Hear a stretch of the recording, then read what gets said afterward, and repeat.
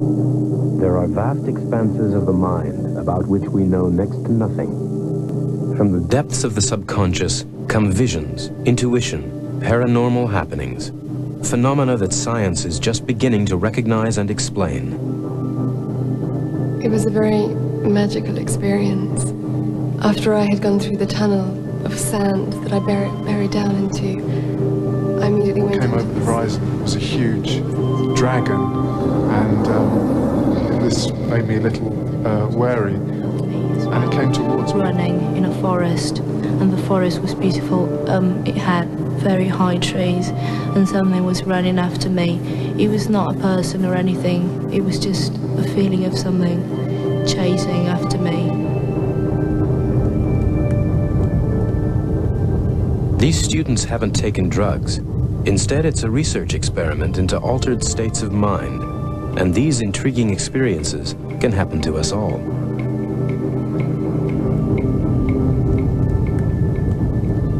One of the most dramatic ways we access our subconscious is also the most common, through our dreams. The psychologist Carl Jung said that a dream is a little hidden door in the most secret recesses of the psyche. Dreams are an altered state where we shut out the conscious world and roam the hidden vastness of the subconscious, its terrors, its delights. Our dreams are unique. Each of us explores images and emotions from our own lives. But we also share many common themes: a sense of falling or floating, being chased or trapped underwater. These sensations are clues to the workings of the inner mind. When we wake, the conscious mind takes over and our dreams vanish.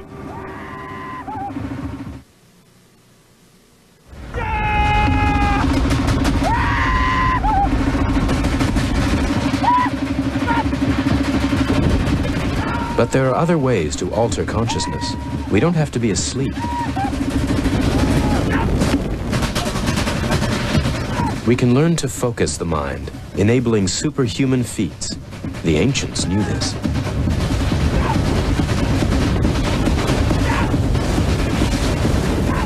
Pounding rhythm and whirling flames. This is the Polynesian fire dance.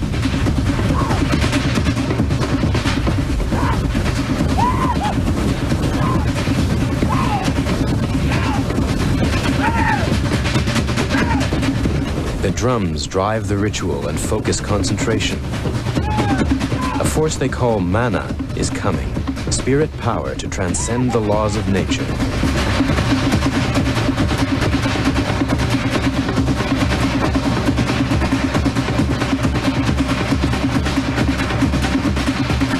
The dancer shuts down sensory input, even pain, to focus the spirit energy of mind and body.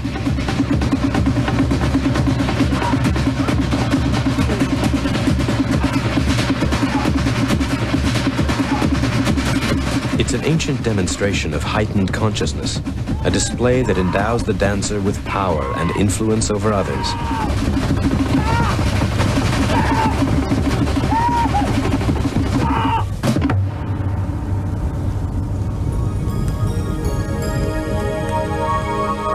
Normal consciousness is very different. Every second, information about the world arrives in the brain from our senses.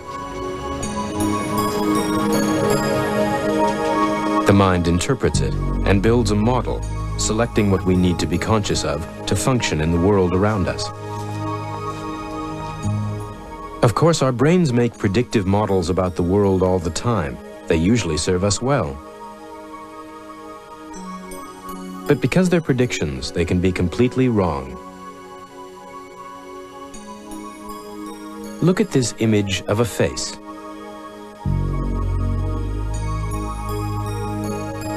As it rotates, we become confused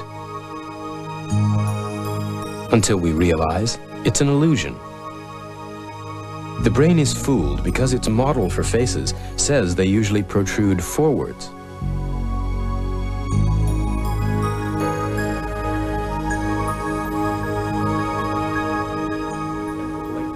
Squeeze your hands together as tight as you can. Fingers binding, clutching, clawing, clasping. Never looking away from your thumbs until I say that you... Our perception of the world can be tricked in many ways. Sometimes we even agree to trick ourselves. Try and pull your hands apart now, Victoria, but they won't come apart. They're absolutely locked. You can look away from your hands, but still they won't come apart. Sit up, look around the room, show the people around you. You can't get your hands apart. Martin Taylor is a stage hypnotist. He believes hypnosis is another form of focused concentration, a modern-day ritual where suggestible people agree to suspend disbelief and act out fantasies. Absolutely wonderful. If you take your chair back into the line, give her all a big round of applause. That was really great.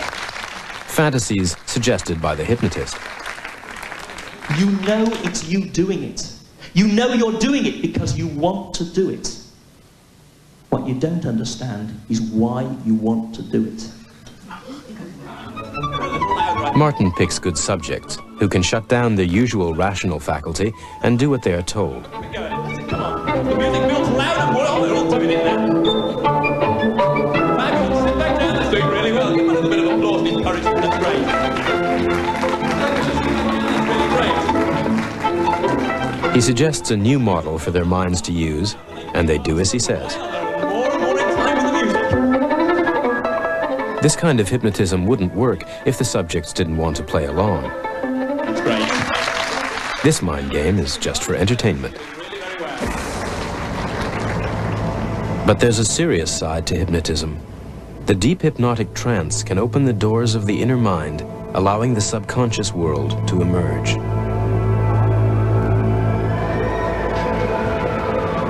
Instinct, our sixth sense, strange feelings and emotions, joy, blind panic, gut reactions, phobias and fears, intuitions. The power of the subconscious is vast.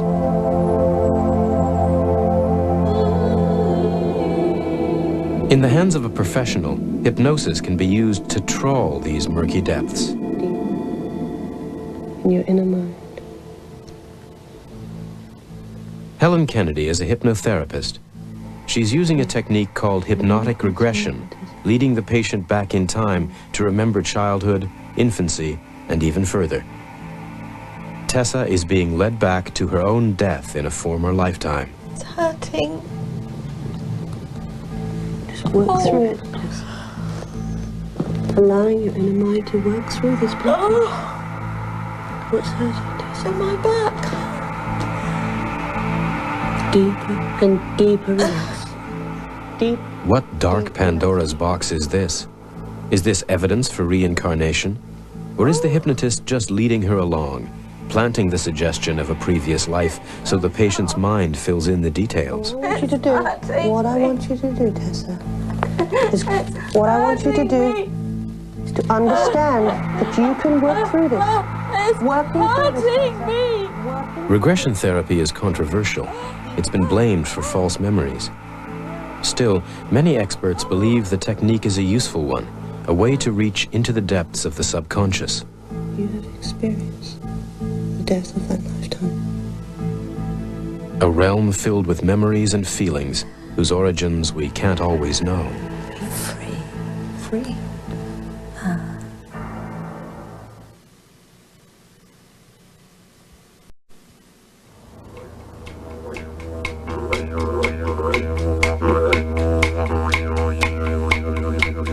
Tapping into the subconscious may seem radically new to us, but in traditional societies it's commonplace. In many ancient cultures, shaman, medicine men, and spiritual healers serve as guides.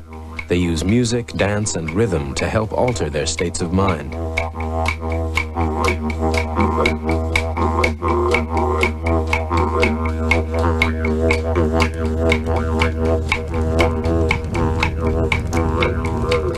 To the drone of the didgeridoo, the native Australian shaman enters a trance. He moves between the material and the spirit worlds into the dream time. It's an inner world of visions where the ancestors live in sacred places, and to the Aborigines, it's as real as the world around them.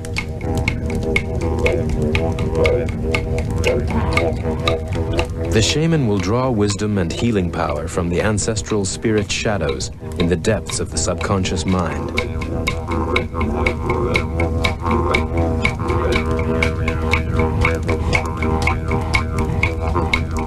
Western science, with its technological view of the world, has largely dismissed this spiritual experience as primitive mumbo-jumbo.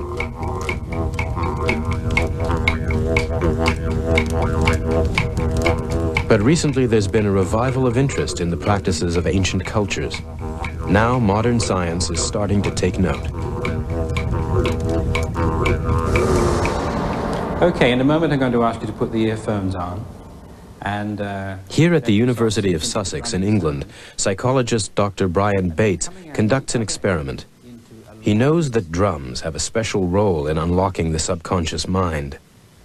So if you'd now like to put your earphones on, keep yourself conscious. We're trying to bring into the scientific laboratory some of the best ideas, most exciting ways of liberating the imagination, really. And we've found that in traditional societies, although they are less sophisticated than we are technologically, in some ways they're more sophisticated psychologically.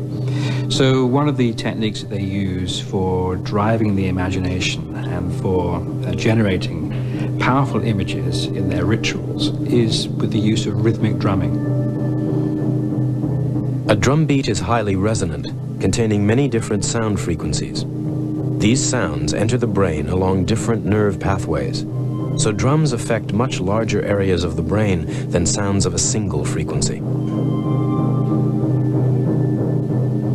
And if the rhythm is right, Brian believes it coaxes the brainwaves into unusual patterns, rhythms that give rise to images and visions. Perhaps this is why drums are so important in rituals all over the world. This is really rather like a cauldron of images being stirred by the rhythm, and images bubble to the surface and often surprise the people who are doing this quite simple but quite powerful technique for journeying psychologically. And I could feel the surges of power through my body and rage, but a powerful rage through me.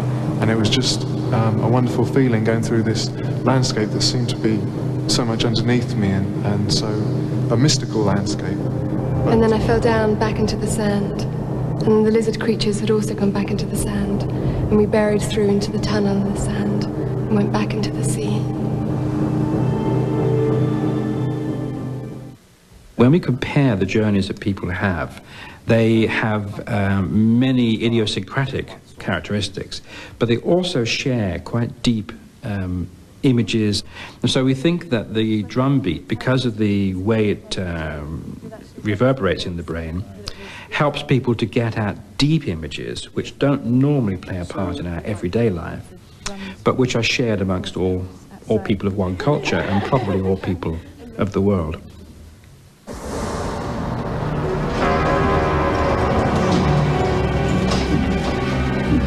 Some experiences of the subconscious seem almost universal, like the remarkable visions of those who come close to death.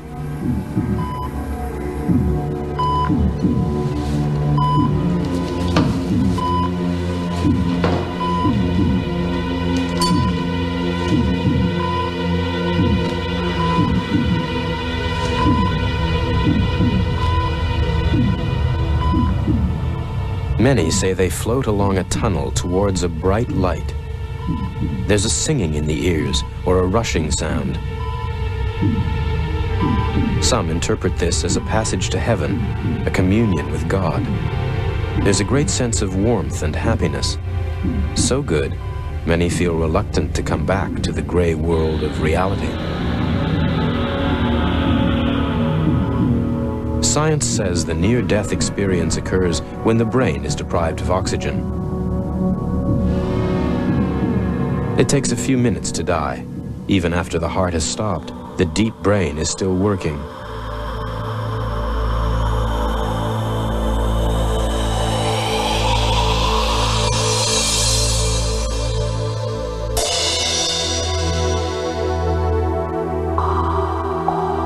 Is this the soul leaving the body, or is the near-death experience merely the neural firings of a dying brain? We may never know in this life. But we have some intriguing clues. Pilots training for supersonic flight experience what is known as G-lock, gravity-induced loss of consciousness.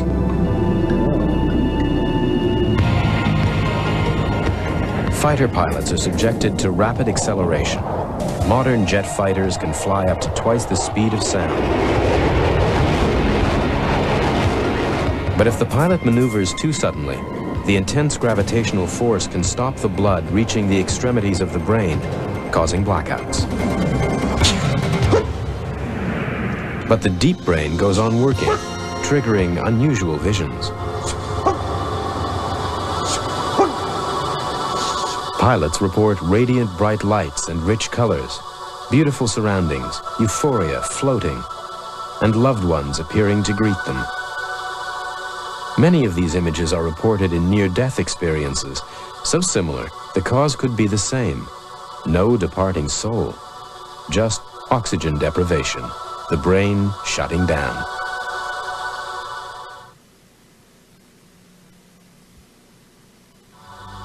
I guess I was sort of in a state of fear where I didn't want to turn around and look. A very friendly, welcoming feeling at one instance. I was starting to feel very anxious and very cold. The outlines of a human body. Almost complete and total panic. Very visual experiences.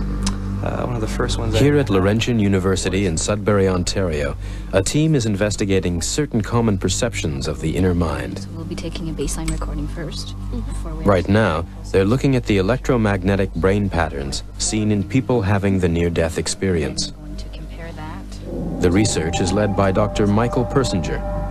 Basically, at any given time, all experience is due to those portions of the brain that are most metabolically active. If we can simulate that by applying complex, meaningful magnetic fields to the brain, we can also induce those experiences. This experiment is testing the idea that mystical perceptions and paranormal experiences can be turned on at will, not by hypnosis or shamanic drumming, but by a scientist, stimulating nerve activity in the brain.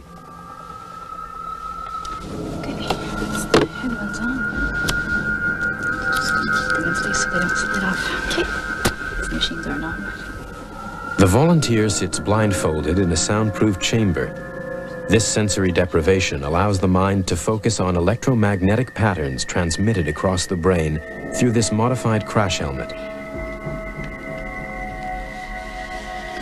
If you feel anything change with the electrodes. They're able to simulate the exact brain patterns that occur in near-death experiences. Is that comfortable? Yeah.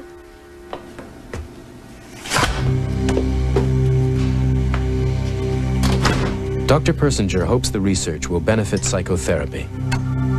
We tried to evoke the fragments that compose the near-death experience and other mystical experiences, such as detachment, feelings of moving through a tunnel, hearing voices, the sense of a presence, usually on the left side.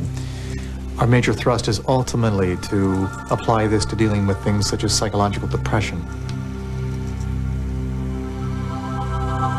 After a while, I remember feeling that there was someone else in the room with me, almost looking over my left shoulder. It was all I could do to not turn my head and want to look.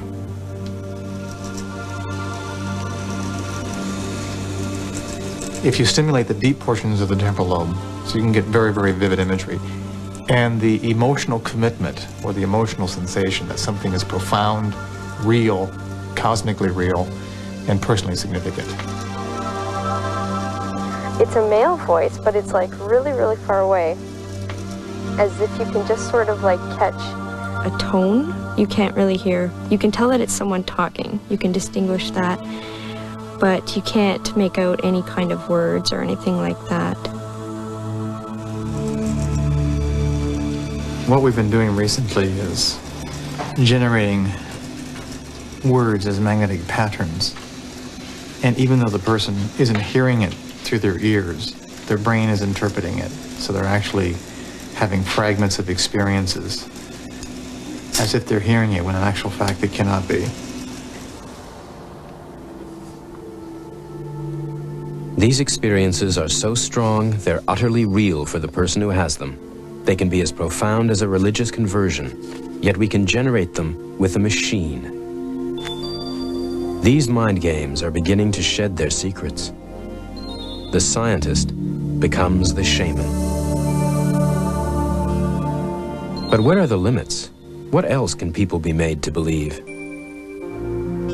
Well, one thing that's really clear, you can control the person's experiences, and they don't know they're being controlled. That's why this technology is a potentially powerful one and has a two-edge to its sword. As a tool of science, this technology may bring us valuable new understandings of the obscure depths of the human mind. But there's a dark side. In the wrong hands, could it become an instrument of power, a means of oppression? If we're not careful, will mind games one day become mind control?